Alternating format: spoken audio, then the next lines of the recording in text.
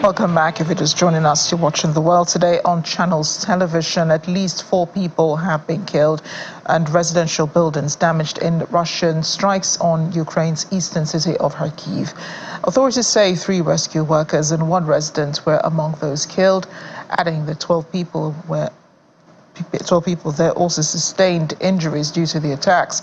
The rescue workers were earlier at the impact site when the Russian army attacked again. Ukrainian President Volodymyr Zelensky described the incident as despicable and cynical, adding that Russian terrorists will be held accountable for their actions in Kharkiv and for all acts of aggression against the Ukrainian people. Kharkiv lies just 30 kilometers from the border with Russia. It's come under frequent bombardment since Moscow launched its invasion in February 2022. NATO Secretary General Jens Stoltenberg is urging allies to step up support for Ukraine, noting frontline troops are running out of weapons. He was making the plea at the NATO's foreign ministers' meeting in Brussels. The Ukrainians are not running out of courage. They are running out of ammunition. We need to step up now to ensure our support is built to last. So in our meeting today, we discussed how to put our support on a firmer and more enduring basis for the future. All allies agree on the need to support Ukraine in this critical moment. There is a unity of purpose. Today, allies have agreed to move forward with planning for a greater NATO role in coordinating security assistance and training. We didn't take any final decisions exactly on what format we will establish, but we agreed to initiate planning. And that's the way we do things in NATO. We ask our military authorities to provide the plans, the details, and then we will take the final decisions made based on those proposals and plans that the military authorities will now start to develop for us. The paradox is that if you want a peace, if you want an end to this war, the best way of achieving that is to ensure that Ukraine has the military strength to convince Putin that he cannot win on the battlefield. He has to sit down and negotiate. What we are discussing is not a NATO combat presence in Ukraine. We are discussing how we can coordinate and deliver support from outside Ukraine to Ukraine as NATO allies do.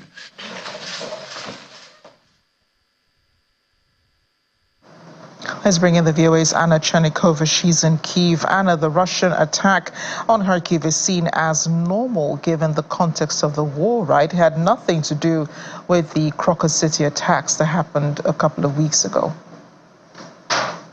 Good evening. Unfortunately, another attack, massive attack on Kharkiv is just, as you quite correctly mentioned, it's a usual thing now for the city and for the region in general. We can see that the shelling of Kharkiv and Kharkiv region is intensifying, and there is no sign of any pause in all those shellings. So at this point, we can just say that Kharkiv is one of the most shelled cities in Ukraine, probably even comparing to the whole front line, across the front line.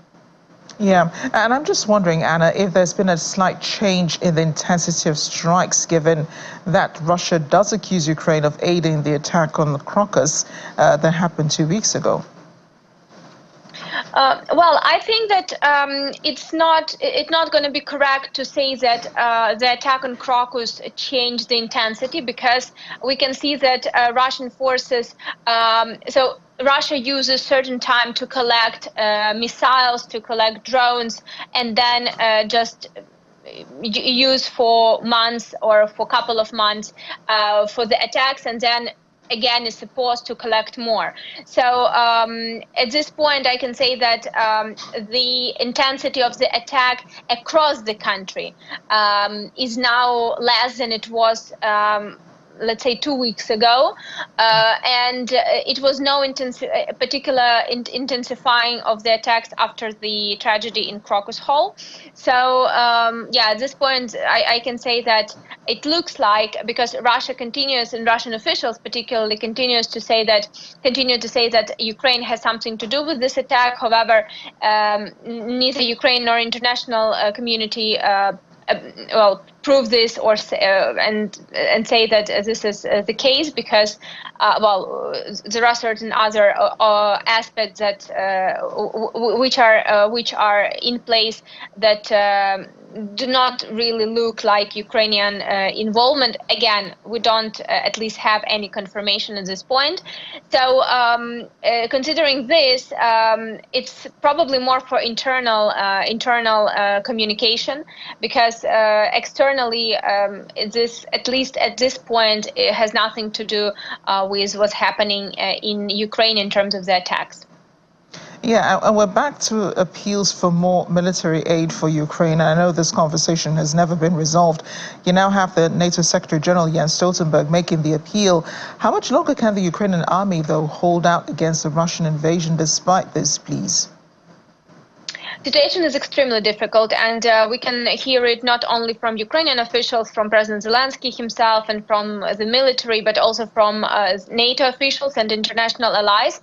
Everyone see and understands that situation is extremely difficult. Ukrainian forces managed to stabilize, if we can put it this way, the front line at certain point, and this is exactly what President Zelensky said in one of his latest interviews to U.S. media. But again, it's a very important question for how long Ukrainian army will be able to hold those positions, defense positions, without additional support, because we can see that there is a lack of munitions, there is a lack of missiles, particularly, especially for air defense, which not only affects the areas at the front line, but also the whole country, because missile attacks and drone attacks are happening across Ukraine, and Ukrainian forces are at the defense positions, and they are trying to hold those defense positions for as much as they can and for as long as they can. But of course, the lack of ammunition well, has a very important role, and even some positions at the front line were lost by Ukrainian forces due to the fact that there is not enough ammunition. And also today, yes, Stoltenberg confirmed that Russian forces are moving slowly but moving forward, at least at certain areas in the east. And of course, well, this creates additional pressure for Ukrainian army and additional pressure for allies as well, if we're talking in the content of additional aid, because Ukraine definitely needs this aid, and Ukraine will not be able to defend these positions without additional aid. Yeah, and just yesterday was the U.S. Secretary of State Antony Blinken who made the call for maintaining support for Ukraine. But you have to admit, Anna, war fatigue does seem like it is setting into this war. The Ukrainian government, is it thinking long term, about this war in any way? Well, definitely, there is a third year of war, and it's not that much in the spotlight as it was during the first year. And this is typically what's happening, unfortunately, for countries who are in war for a long time. It's not only Ukrainian case. So, well, of course, Ukrainian government should definitely think of something that. Of different scenarios, let's put it this way. And it looks like a Ukrainian government understands this, at least if we're following the official statements by the Ukrainian officials. So particularly, of course, the most important for Ukraine remains international support, but we also hear that Ukraine and Ukrainian military sector is also working hard and start to produce more ammunition and more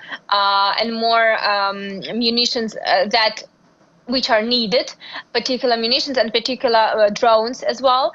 So we can see, for instance, sea drones, which are quite successful in the Black Sea.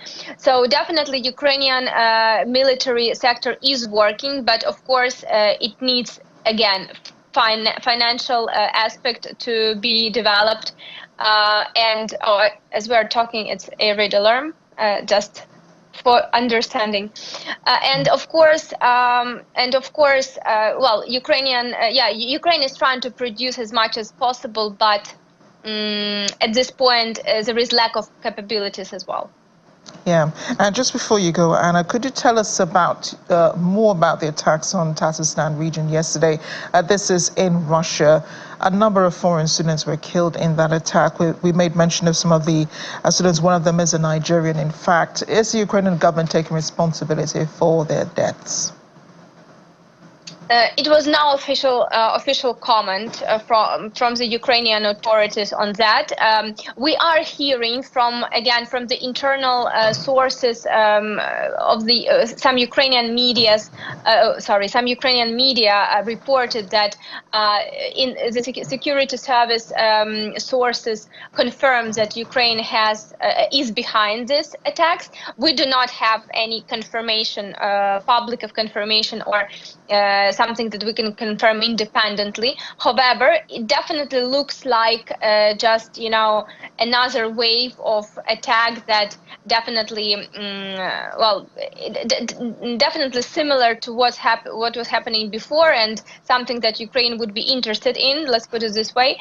So it's not going to be surprised if Ukrainian special forces are behind these attacks. But again, as I said, we don't have confirmation. However, this according to the reports again, and according to the international analysis by the international think tanks, these attacks do have certain impact on the Ukrainian economy, negative impact. Of course, drone cannot stop the entire facility from operation, but definitely can create certain damage and certain delay.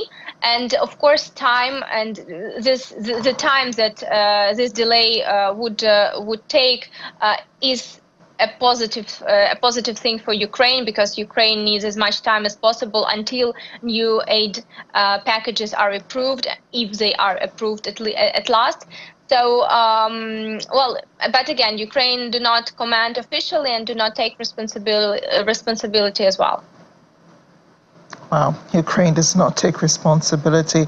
Well, thank you, Anna. This is really interesting. Thank you for joining us. Thank you for your reporting today on The World Today. Thank you.